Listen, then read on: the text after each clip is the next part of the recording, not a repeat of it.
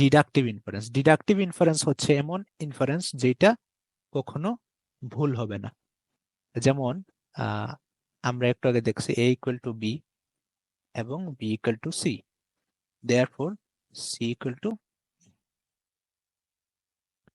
অর্থাৎ এই দুইটা জিনিস হচ্ছে আমার প্রেমিস, বা এই দুইটা জিনিস হচ্ছে আমার কাছে থাকা তথ্য, এবং লাস্টের যেই কনক্লুশন বা লাস্টের যেই উপসংহার, এই জিনিসটা আমি এই দুইটা তথ্য থেকে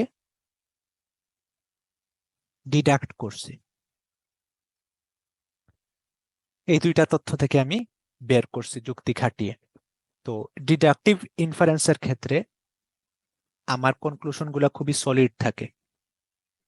এই তথ্য যদি সঠিক হয় এবং এই তথ্য যদি সঠিক হয় তাহলে উপসংহারটাও 100% সঠিক হবে, এখানে সন্দেহ করার কোনো বিষয় নাই। তো রিডিং এর ক্ষেত্রে আমরা যেটা চেষ্টা করব, প্রত্যেকটা কোয়েশ্চন টাইপের ক্ষেত্রে আমরা প্রথমে চেষ্টা করব ডিডাকটিভ আনসার খুঁজে বের করার জন্য। আমরা যদি ডিডাকটিভ আনসার খুঁজে বের করতে পারি তাহলে আমরা 100% নিশ্চিত হয়ে যাব যে এটাই আমার আনসার। আর আমরা যদি ডিডাকটিভ আনসার খুঁজে না বের করতে পারি তখন আমরা অন্যান্য ধরনের ইনফারেন্স ব্যবহার করব। এর মধ্যে আরেকটা হচ্ছে ইন্ডাকটিভ ইনফারেন্স। ইন্ডাকটিভ ইনফারেন্স কি? ইন্ডাকটিভ ইনফারেন্স হচ্ছে যেটা আপনাকে সরাসরি উত্তর দিবে না, এরকম স্ট্রেট ফরওয়ার্ড 100% সঠিক উত্তর দেবে না, বরং ইন্ডাকটিভ ইনফারেন্সের ক্ষেত্রে আপনার উত্তরটা থাকবে এজাম্পশন, অর্থাৎ ধারণার ভিত্তিতে আপনি উত্তর দিবেন। তবে ধারণাটাও একেবারে অমূলক হবে না, ধারণার পেছনেও যুক্তি থাকতে হবে। যেমন ধরুন শীতের বিকেলে আপনি রাস্তা দিয়ে হেঁটে যাচ্ছেন, হঠাৎ রাস্তার মাঝখানে মোটামুটি 10 স্কোয়ার ফিট জায়গায় পানিতে ভেজা।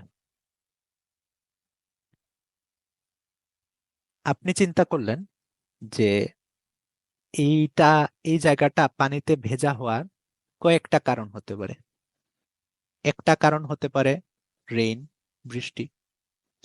আরেকটা কারণ হতে পারে যে কেউ পানি ফেলছে, কেউ পানি ফেলছে। আরেকটা কারণ হতে পারে যে পানির লাইনে কোনো লিকেজ আছে, নিচে পানির যে লাইন ওইটাতে হয়তো কোনো লিক আছে, ওইটার কারণে পানি মিশে গেছে। তারপর আপনি চিন্তা করলেন যে যেহেতু শীতের দিন, বৃষ্টি হওয়ার সম্ভাবনা নাই এবং লিকেজ ওরও কোনো বুদবুদ দেখতেছেন না, তাহলে হয়তো কোনো ব্যক্তি পানি ফেলছে। তো আপনি সিদ্ধান্ত নিলেন যে এখানে কেউ পানি ফেলছে। এই সিদ্ধান্তটা কিন্তু ডিডাকটিভ না, অর্থাৎ আপনি 100% শিওর হয়ে বলতে পারবেন না, এটা হলো ইনডাকটিভ, ধারণা প্রসূত, বা ধারণাও যৌক্তিক ধারণা।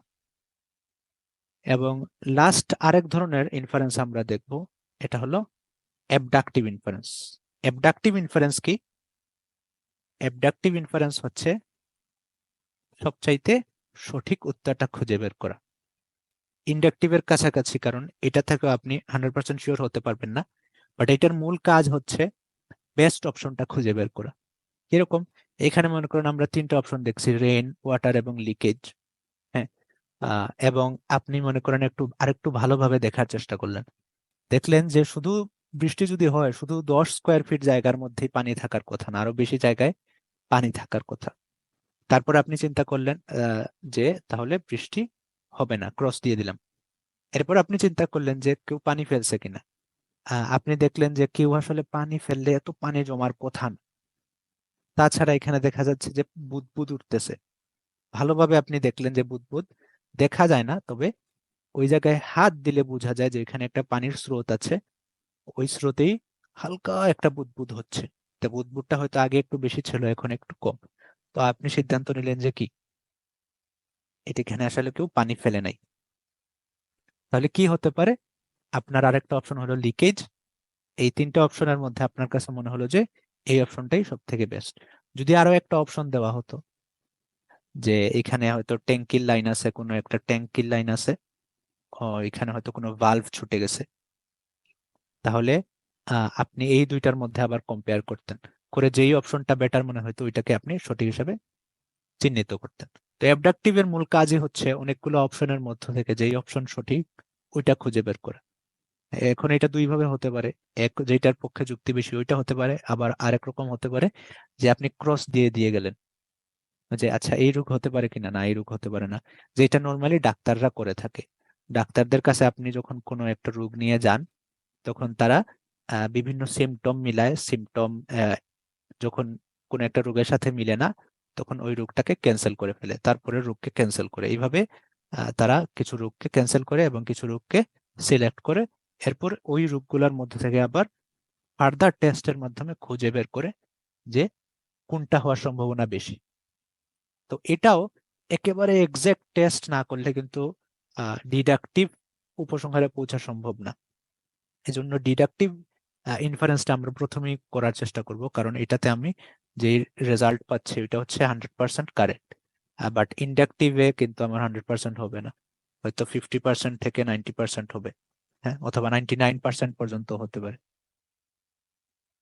অ্যাবডাকটিভেও সেম, হয়তো 50% থেকে আমার 99% আমি বের করতে পারবো।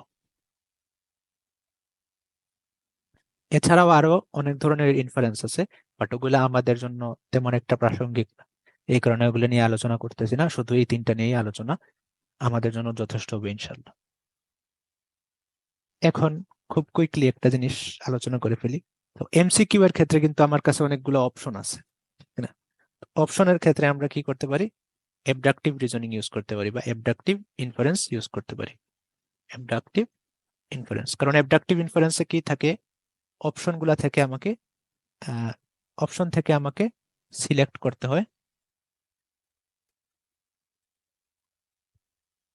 আহ, সেটা হোক কেটে কেটে অথবা সঠিক সব থেকে যৌক্তিক অপশন সিলেক্ট করার মাধ্যমে। তো এইখানের ক্ষেত্রে আমি ইউজ করতে পারি ডিডাকটিভ, ইউজ করার চেষ্টা করব। যদি ডিডাকটিভ ইউজ করে আমার কাজে না হয় তখন আমি ইন্ডাকটিভে যাব। ম্যাচিং ইনফরমেশন এগুলোর ক্ষেত্রেও আমি প্রথমে ডিডাকটিভ করার চেষ্টা করব, তারপর ইন্ডাকটিভ করার চেষ্টা করব। তো এই প্রত্যেকটা জিনিসের ক্ষেত্রেই এভাবে আমরা প্রত্যেকটা ক্লাসে আলোচনা করার চেষ্টা করব যে কোন ধরনের ইনফারেন্স করা দরকার, রিডিং স্ট্র্যাটেজি কোনটা ফলো করা দরকার, এবং আমাদের রিজনিং কেমন হওয়া দরকার। এই জিনিসগুলা বুঝে বুঝে যদি আমরা এটা শেষ করতে পারি তাহলে আমার ধারণা, আমার বিশ্বাস, আমাদের রিডিং এর আইএলটিএস রিডিং এর প্রশ্নের উত্তর সলভ করাটা আরো সহজ হবে, আমাদের রেজাল্ট আরো বেটার হবে ইনশাল্লাহ।